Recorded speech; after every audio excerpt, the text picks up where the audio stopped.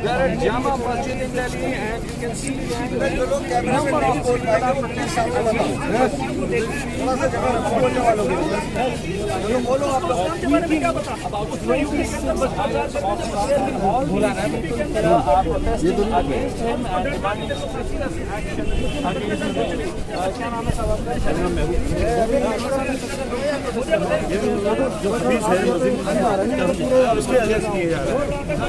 जो है मुसलमानी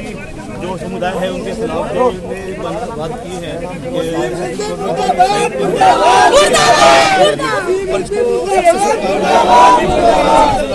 हम लोग ये चाहते हैं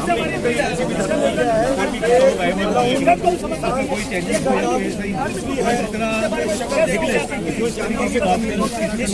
काम किया है और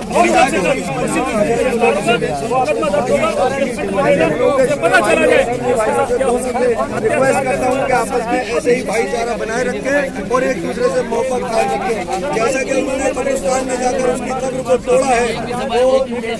तारीफ के काबिल है और उसको उस बलूचिस्तान में शिया भाइयों से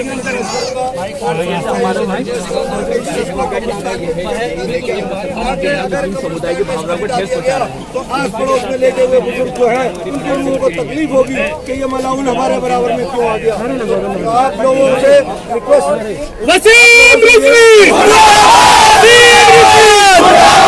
इस्लाम का दुश्मन, इस्लाम का दुश्मन,